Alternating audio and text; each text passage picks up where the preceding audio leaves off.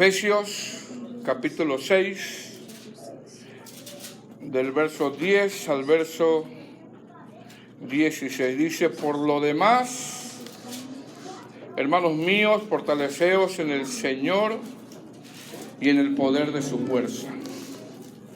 Vestíos de toda la armadura de Dios para que podáis estar firmes contra las acechanzas del diablo, porque no tenemos lucha contra sangre y carne, sino contra principados, contra potestades, contra los gobernadores de las tinieblas de este siglo, contra huestes espirituales de maldad en las regiones celestes.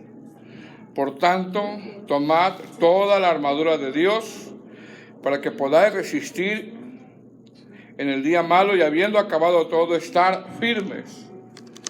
Estad pues firmes, ceñidos vuestros lomos con la verdad, y vestíos con la coraza de justicia, y calzaos los pies del apresto del evangelio de la paz. Sobre todo, tomad el escudo de la fe, con que podáis apagar todos los dardos del fuego del maligno. Y tomad el yelmo de la salvación y la espada del Espíritu, que es la palabra de Dios. Este es el tema número 19 de esta serie del libro de los Efesios, donde estamos tratando, hermanos, de ir texto por texto, y donde, el libro de los Efesios claramente, ya nosotros al ir escudriñando, estamos viendo que nos hace un llamado a la disciplina y a la madurez. ¿Por qué? Porque al escudriñar nosotros detenidamente este libro, como hemos estado haciéndolo, podemos ver que Dios nos da todo lo necesario para poder nosotros llegar a esa madurez. Dios nos da todas de sus riquezas, de su gracia, mencionadas en el capítulo 1, 2 y 3, para poder disciplinarnos y llegar a una madurez en la vida espiritual.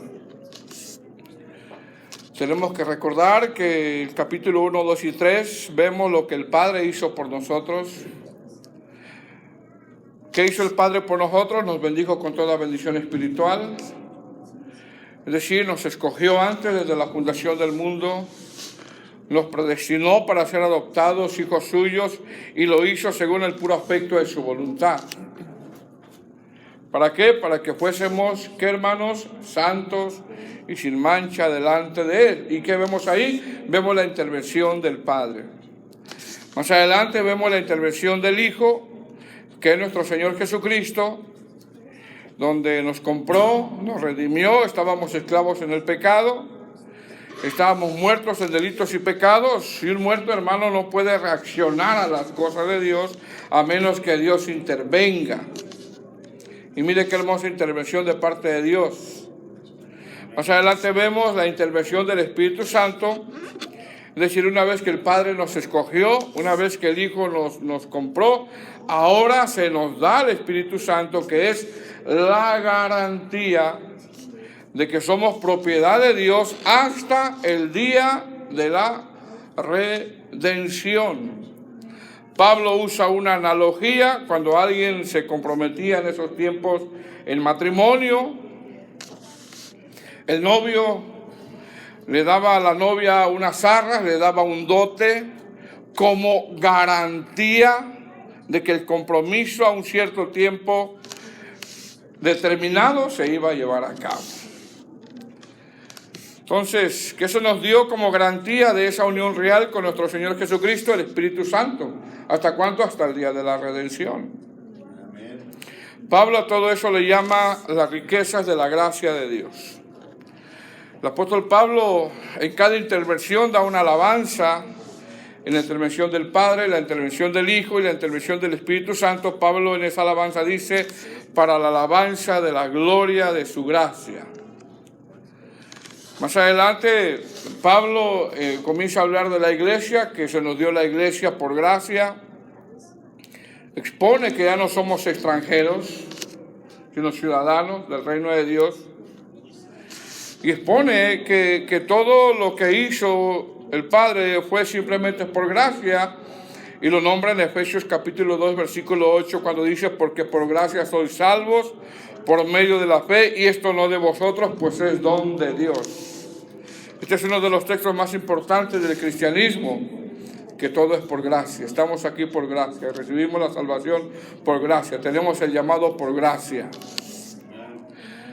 Más adelante, en el capítulo 3, del verso 18 al 21, Pablo ora para que la iglesia sea capaz de comprender esa gracia. Realmente él está orando para que nosotros comprendamos el amor de Dios. Y él ora para que los efesios y nosotros seamos capaces de comprender la anchura, la longitud, la profundidad y la altura del amor de Cristo. Y estuvimos hablando que la anchura, o cuando habla de la anchura, habla de ancho, habla que todos cabemos en el amor de Dios. Cuando habla de longitud, habla de largo, que quiere decir que Él nos alcanzó. Cuando Él habla de la profundidad, habla de que estábamos hundidos, bien hundidos en el pecado, y el amor de Cristo nos sacó. Y habla de la altura, y esto habla de alto, que quiere decir que nos eleva y nos lleva al Padre. Entonces, una vez que Pablo expone todo lo que el Padre nos concedió, todo lo que Él hizo por nosotros, todo lo que el Espíritu Santo está haciendo por nosotros, y es por gracia, en el capítulo 1, 2 y 3, ahora en el capítulo 4, 5 y 6, Pablo expone que ahora nosotros podemos corresponder a esa gracia mencionada en el capítulo 1, 2 y 3. Pablo comienza en el capítulo 4 a exponer la forma como ahora yo voy a corresponder a esa gracia mencionada en el capítulo 1, 2 y 3. Recuerde, Dios nos ha dado todo lo necesario. Salvación, nos predestinó, nos llamó, nos redimió, nos dio su Espíritu Santo, nos da la iglesia, nos da su palabra, nos da todo lo necesario para que ahora yo pueda corresponderle a Él, a esa gracia. Y Pablo empieza a exponer la forma, ¿cómo? Recuerde, capítulo 1, 2 y 3 es lo que Dios hizo por nosotros. Capítulo 4, 5 y 6 es lo que ahora nosotros, cómo vamos a corresponder a lo que Dios hizo por nosotros. Capítulo 1, 2 y 3 es la parte teológica, capítulo 4, 5 y 6 es la parte de la práctica. Entonces Pablo en el capítulo 4 comienza a exponer cómo yo puedo corresponder a esa gracia, y Pablo comienza diciendo, o la forma como yo puedo corresponder a esa gracia es andando como es digno de la vocación con que fuimos llamados. Esa es la forma como podemos corresponder a esa gracia, andando, viviendo, caminando, como es digno de la vocación con que fuimos llamados. ¿Y cómo? Lo expone andando en mansedumbre. ¿Cuántos mansos hay aquí?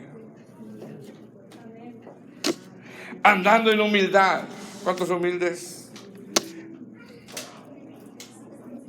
Soportándonos unos a otros en amor. ¿Cuántos se soportan unos a otros en amor? Recuerde, ya Dios nos dio todo lo necesario espiritualmente hablando, para que tú y yo podamos ahora ser espirituales, para que tú y yo podamos ahora corresponder a esa gracia. ¿Y cómo? Andando en mansedumbre, andando en humildad, soportándonos unos a otros en amor. Promover la unidad de la iglesia, cuando dice solícitos en guardar la unidad, siendo imitadores de Dios como hijos amados, siendo benignos, no contristando al Espíritu Santo. ¿Cuántos hemos contristado al Espíritu Santo esta semana? Airaos, pero no pequéis, habla de una ira santa. Ninguna palabra corrompida salga de vuestra boca. No, yo no creo que salgan palabras corrompidas, ¿verdad? Que fornicación ni aún se nombre entre vosotros. Miren lo que dice, que fornicación ni aún se nombre. Es decir, que ni pase por tu mente vivir en fornicación. Que nadie os engañe con palabras vanas, es decir, que nadie te envuelva con engaño diciendo, no pasa nada. Puedes decirle al supervisor donde trabajas que estás enfermo y no estás enfermo. ¿Cómo podemos corresponder a esa gracia? Pablo lo sigue exponiendo, no andando en la vanidad de la mente. Y estuvimos exponiendo que el mundo está diseñado para andar en vanidad. Así está el mundo diseñado. El apóstol Pablo sigue exponiendo cómo podemos corresponder a esa gracia. ¿Cómo? Las esposas sujetándose a sus esposos, los esposos amando a sus esposas como Cristo amó a la iglesia, que los hijos obedezcan a los padres, que los siervos obedezcan a sus amos, que en este caso se aplica a los empleados obedezcan a sus jefes supervisores. Es decir, todo esto, hermano, adorna el evangelio, y todo esto, al ir nosotros viendo texto por texto, podemos ver que todo eso corresponde a cómo podemos corresponder a esa gracia, a lo que Dios hizo por nosotros en el capítulo 1, 2 y 3. Dios hizo mucho por nosotros. Es más, desde que el Señor Jesús, estando en su trono, se despojó y se humilló y tomó forma de hombre, desde ahí ya es humillación. Siendo Él Dios, desde ahí ya es humillación, tomando forma de hombre, sintiendo cansancio, sintiendo hambre, sintiendo dolor. Desde ahí Dios hizo y ha hecho mucho por nosotros y sigue haciendo mucho por nosotros. Ahora, como nosotros como iglesia podemos corresponder a esa gracia. Y Pablo lo viene exponiendo, no contristando al Espíritu Santo, no andando en la vanidad de la mente. Ahora, pregunta, ¿quién está poniendo por obra todo esto mencionado? ¿O quién de nosotros está poniendo por obra todo esto mencionado? Porque es para todos, es para mí, es para usted. Mire, el Padre nos escogió, el Hijo ya nos redimió y ahora se nos ha dado el Espíritu Santo, se nos ha dado la iglesia, ya no somos extranjeros. Es decir, ya se nos dio todo lo necesario espiritualmente hablando para que podamos corresponder a esa gracia. Ya se nos dio todo esto que Pablo lo llama las riquezas de la gracia de Dios. Y pregunta, ¿quién está poniendo por obra todo esto que Pablo ha venido mencionando? Soportándonos unos a otros, andar en mansedumbre, andando en humildad, andando en unidad, las esposas sujetándose a sus esposos, los esposos tratando como brazo frágil a sus esposas. ¿Quién está correspondiendo a esa gracia de esta manera? Porque yo te voy a hacer una pregunta, hermano, ¿a poco no es una batalla? ¿Es una batalla, sí o no? ¿No se te hace una lucha andar como es digno del Señor? ¿O se te hace algo muy fácil? Es una lucha. ¿No se te hace una batalla andar en unidad? Tienes que negarte, tienes que menguar, tengo que renunciar a don ego. Primero yo, segundo yo y tercero yo. Entonces, ¿no se te hace una batalla soportarnos unos a otros? Dígame si no, hermano. ¿Se te hace una batalla? Estás en una guerra, estás en una lucha. Híjoles, tengo que soportar a ese hermano. Sí, tienes que soportar a ese hermano, es tu hermano en Cristo. Tengo que soportarlo. Soportados unos a otros. No es, pues lo tengo que soportar, no es así. Soportados unos a otros tiene que ver con, yo le fallé a mi hermano, él me perdonó, él me falló, yo lo perdono como Cristo me perdonó. Entonces, dígame si no te encuentras con una lucha.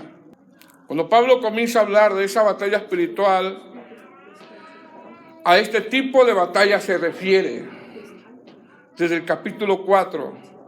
¿Por qué? Porque dígame si no, hermana, luchas con sujetarte a tu marido. Dígame si no luchas. Estás luchando, no quieres, ¿verdad? Pero estás luchando con sujetarte a tu esposo.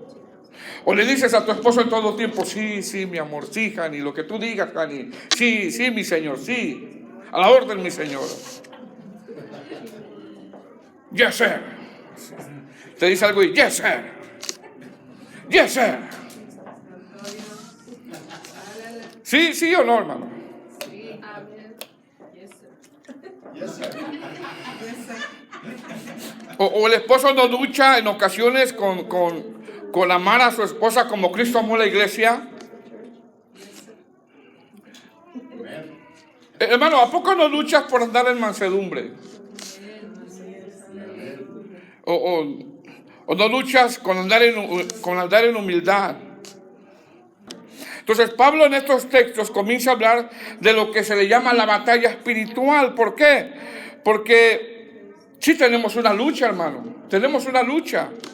Tenemos una lucha en cómo corresponder a la gracia y vencer en esa batalla. Entonces, ¿de qué va a hablar Pablo en estos textos que leímos? Pues de esa lucha que todos tenemos. Pablo hablará de la batalla espiritual y hará una analogía, una metáfora cuando habla de la armadura. ¿Por qué? Porque luchamos por ser mansos. Luchamos por perdonarnos unos a otros. Luchamos por soportarnos unos a otros. ¿Cuántos dicen amén? Ahora, estuvimos enfatizando en una de las clases pasadas que la batalla espiritual o la guerra espiritual, como muchos la llaman, la han descontextualizado. ¿Por qué? Porque muchos piensan que la batalla espiritual es gritar. Vamos a hacer guerra espiritual y se ponen a gritar. ¡Ah! Y correr y hacer actos proféticos y vamos a la montaña y vamos a clavar una estaca y luego le vamos a echar aceite y vamos a declarar que vamos a conquistar la ciudad o vénganse vestidos de soldados y vamos a marchar y vamos a dar gritos de guerra y caer en un emocionalismo. Y como dijimos en una de las clases, mucho de lo que se hace en nombre de la guerra espiritual es brujería.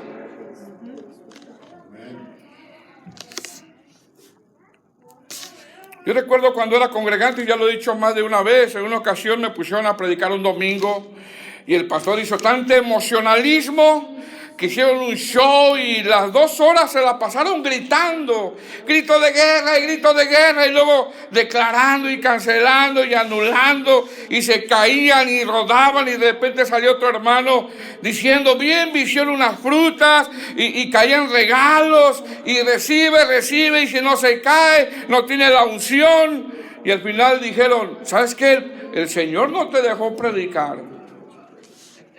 ¡Qué aberración!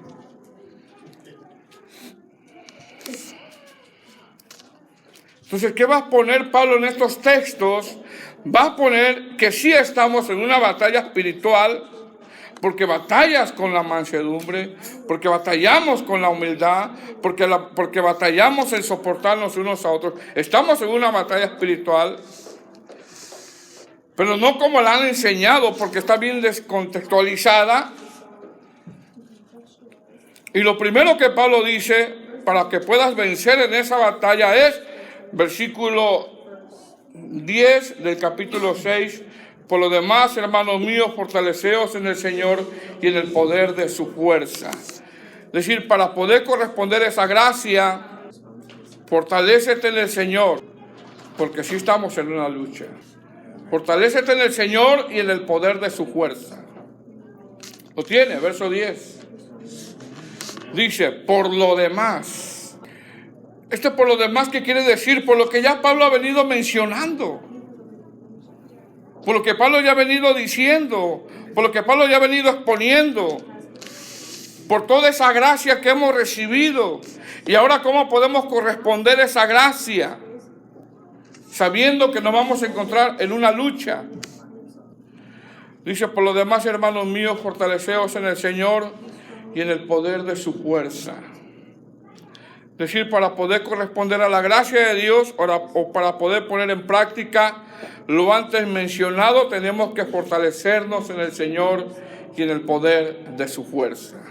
Dicho de otra manera, para no andar en la vanidad de la mente, para que las hermanas se sujeten a sus esposos, para que los esposos traten como vaso frágil a sus esposas, para andar en unidad, para andar como es digno del Señor, para no contristar al Espíritu Santo, para no andar en la vanidad de la mente, para podernos soportarnos en amor unos a otros, tenemos que fortalecernos en el Señor y en el poder de su fuerza, porque estamos en una lucha, en una batalla espiritual.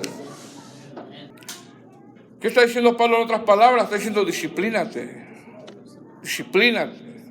Somos llamados a disciplinarnos, porque está haciendo una analogía de un soldado. ¿Y un soldado qué hace, hermano? Cuando va a la guerra, se disciplina. Se disciplina. Versículo 11. Dice, vestidos de toda la armadura de Dios para que podáis estar firmes contra las acechanzas del diablo. Ahora, aquí Pablo comienza a hablar ya de un estilo de vida donde debe de haber oración, justicia, vivir en verdad, lo que va a ir mencionando. Pablo hace una analogía de un soldado, de cómo se viste cuando va a una batalla y se le ve la vestimenta, y de la misma manera, en esa analogía, esto se nos tiene que ver a nosotros. Dice, vestidos de toda la armadura de Dios para que podáis estar firmes contra las acechanzas del diablo. Es decir, el propósito de esta armadura de Dios es para que realmente, hermano, podamos estar firmes. Ese es el propósito. Es para que podamos estar firmes contra las acechanzas del diablo. Pero ¿firmes a qué, hermano? ¿Firmes a qué? Entendamos los contextos que Pablo ha venido hablando. Firmes a andar como es digno del Señor. A eso se refiere. Fortalécete. Porque estás luchando, estás en una guerra en andar como es digno del Señor, pero fortalécete para que estés firme como es digno del Señor. ¿Firmes a qué? Firmes a mantener la unidad. ¿Firmes a qué? Firmes a andar en mansedumbre. Y yo sé que alguien, hermano, de repente, quizá hay alguien que te puede desesperar, pero el llamado es a fortalecerte en el Señor y puedas mantenerte firme en mansedumbre. No explotas, no reniegas, no murmuras, firmes. Que yo no sé a cuántos de ustedes de repente algo lo puede desesperar. Que te desesperas y pierdes los estribos y contristamos al Espíritu Santo. Yo no sé a cuánto les pasó esta semana. Pero dice Pablo, fortalécete en el Señor para estar firmes. Para que puedas estar firmes. ¿Firmes a qué? A lo que ha venido mencionando. ¿Firmes a qué? Firmes que cuando venga la tentación no contristas al Espíritu Santo. Firmes. Dice Pablo, para que podáis. No se trata de que yo tengo el poder o de empodérate, se trata del poder de Dios. Del poder de Dios. Para que puedas estar firmes contra las acechanzas del diablo. Qué tremendo es que venga alguien y te haga y esa persona quiere hacerte desesperarte y tú te mantienes firme. Eso es tremendo, hermano. Que venga alguien y te quiera humillar y tú te pones firme. Pasa la ofensa. Que venga alguien y quiera hacerte caer en un pecado y tú estás firme. Qué tremendo es eso, ¿verdad? Pero dígame, eso lo puedes hacer tú con tus fuerzas, hermano. No puedes. No lo puedes hacer con tus fuerzas. Qué tremendo es para una esposa que llega el esposo o que anda bien carnal y le diga lo que le diga y la esposa se mantiene firme. Qué tremendo es eso, Se mantiene firme, callada, ecuánime. Porque usted cree que el adversario no acecha a la iglesia.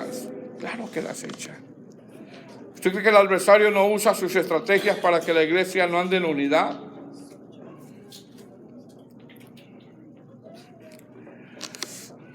En el tiempo de la iglesia primitiva, la iglesia era bien atacada y sigue siendo atacada. En el tiempo de la iglesia primitiva, la iglesia era atacada con el gnosticismo, la filosofía, el ascetismo, el judaísmo, el legalismo,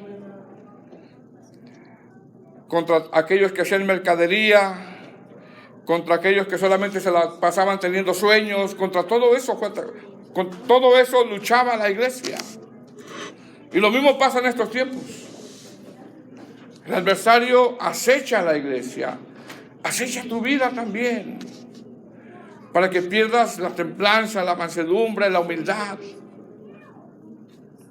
Lo que está poniendo Pablo, está poniendo que sí tenemos una lucha, porque tú tienes una lucha, hermano. Yo tengo una lucha de todos los días. Tienes una batalla.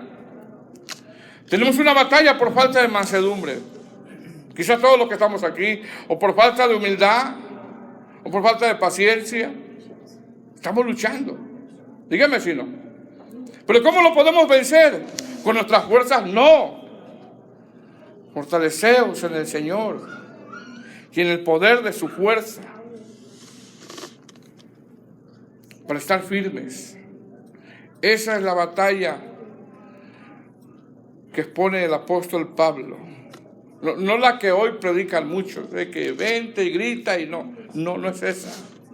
Sino la que ha hablado en los contextos. Versículo 12. Porque no tenemos lucha contra sangre y carne, sino contra principados, contra potestades, contra los gobernadores de las tinieblas de este siglo, contra huestes espirituales de maldad en las regiones celestes. Ahora, no es que toda la culpa, hermanos, se la vamos a echar al enemigo, tampoco, tampoco es así. Porque hay gente que está en un desequilibrio, dígame si no, toda la culpa se le echa al enemigo. El enemigo hizo que me dieran un ticket. Iba a 50 millas y ahí decía el letrero que es a 25. Tampoco podemos desequilibrarnos. Está como aquella mujer que demandó al McDonald's. Salió en las noticias. La llevó a corte el McDonald's porque decía que sus hamburguesas de McDonald's la hacían subir de peso.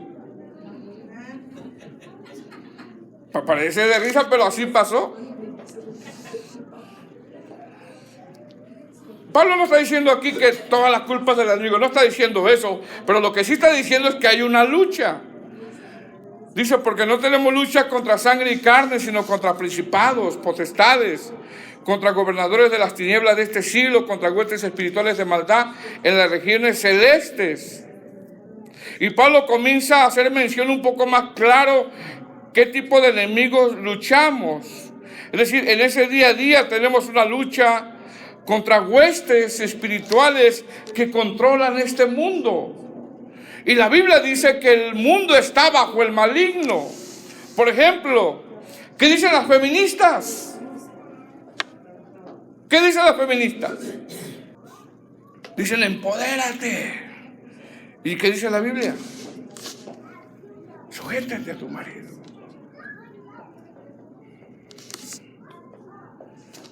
El mundo está bajo el maligno. Películas donde hay mucha magia, hermano. Esas películas de los superhéroes, hay mucha magia. Mucha brujería. Donde promueven el homosexualismo. Detrás de todo eso hay huestes espirituales. Leyes que van contra la palabra, y detrás de todo eso está el maligno que quieren cambiar la forma de pensar, no solamente de nosotros, sino de nuestros hijos. Entonces hay una lucha.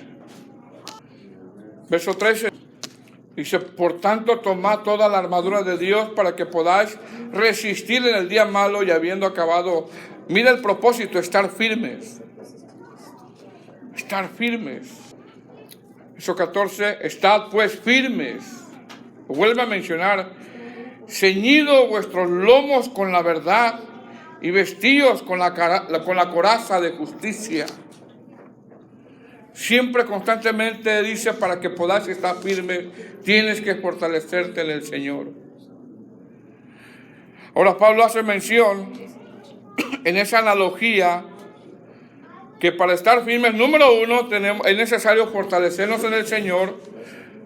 Número 2, según el verso 14, practicar la verdad. Y número 3, vivir en justicia. Y si está pues firme, ceñidos vuestros lomos con la verdad y vestidos con la coraza de justicia. Es decir, Pablo aquí comienza o habla de la verdad. Y mire qué arma es la verdad. Hermano, ¿quién puede contra la verdad? Nadie puede contra la verdad. En otras palabras dice Pablo, anda en la verdad. Ama la verdad, está firme en la verdad. Habla la verdad. Una persona no puede caminar con Dios si no está en la verdad. O si dice mentiras. No puede caminar con Dios. Una iglesia no puede honrar a Dios si no predica la verdad. Y a veces qué difícil es andar en la verdad. Mire, cuando David es confrontado por el profeta Natán, recuerda esa historia. Sí recuerda, ¿verdad? Cuando David es confrontado por el profeta Natán, Natán amaba mucho a David, era su amigo. Era amigo de David. David era el rey. Pero sin embargo, Natán amaba más la verdad que a David.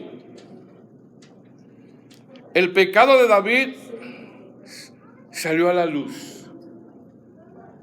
Lo que ocultaba David fue sacado a la luz. Dios quería restaurar a David, pero para que haya una restauración se necesita decir la verdad. Se necesita hablar la verdad. Algunos eruditos interpretan que pasó casi un año después de que David mandó a matar a aquel soldado. ¿Qué entendió David? Entendió que Dios quiere que andemos en la verdad. Que Dios respalda la verdad. Fue el profeta, le hizo una analogía también. Y la verdad salió a la luz, hermano. Porque siempre sale a la luz. David, hermano, lo entendió, o David entendió que Dios quiere que andemos en la verdad. Y lo expresó en el Salmo 51, versículo 6. Mire, vamos al Salmo 51, versículo 6. Salmo 51, versículo 6. Además, todo el Salmo 51 habla sobre eso. ¿Lo tiene? ¿Ya estamos ahí? ¿Lo tiene ahí? Salmo 51, verso 1 dice: ten piedad de mí, oh Dios, conforme a tu misericordia. Bueno, ¿qué dice arriba como título? Arrepentimiento y plegaria pidiendo purificación. Y abajito con letras pequeñas que dice el músico principal, Salmo de David, cuando después de que se llegó a Betsabé, vino a él Natán el profeta. Mira lo que está diciendo, Y mira cómo dice: ten piedad de mí, oh Dios, conforme a tu misericordia, conforme a la multitud de tus piedades. Borra mis rebeliones, lávame más y más de mi maldad y límpiame de mi pecado.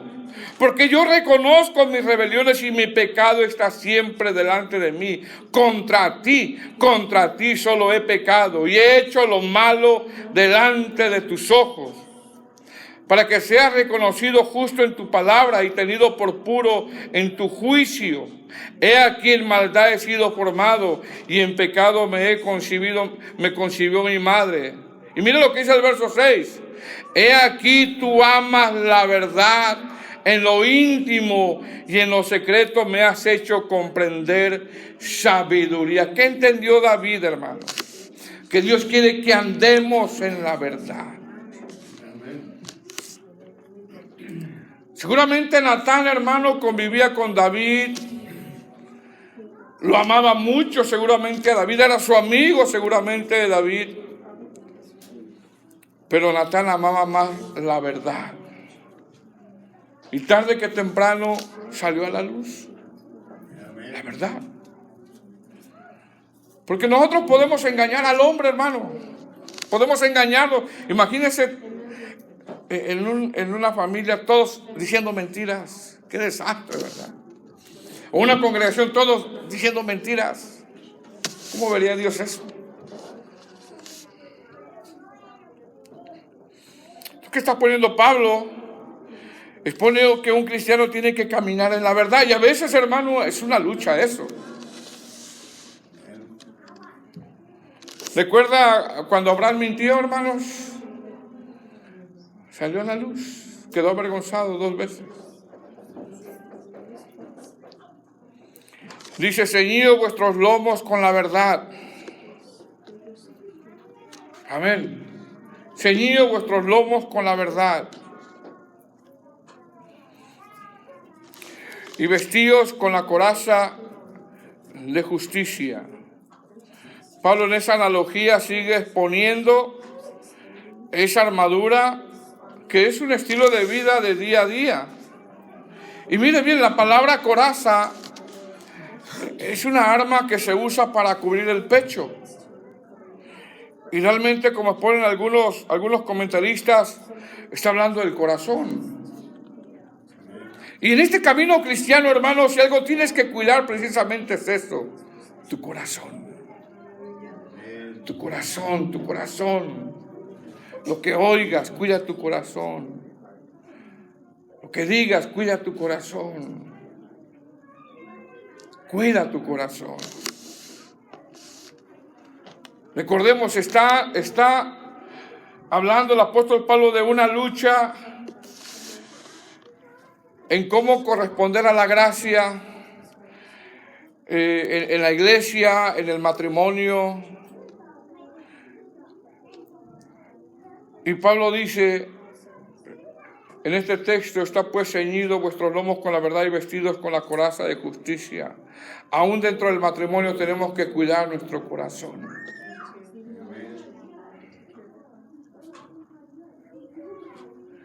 Usted tiene que cuidar su corazón. Yo tengo que cuidar mi corazón. ¿Por qué? Porque somos pecadores, arrepentidos. Somos personas que pecamos, que fallamos, que decimos cosas que no tenemos que decir, que podemos lastimar o nos pueden lastimar.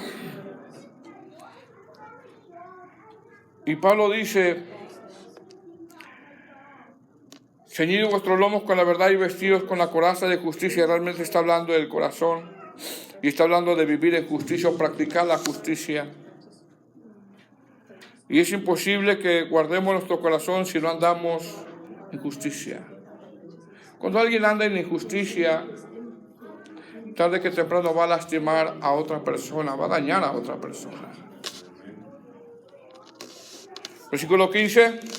Y calzados los pies con el apresto del Evangelio de la paz.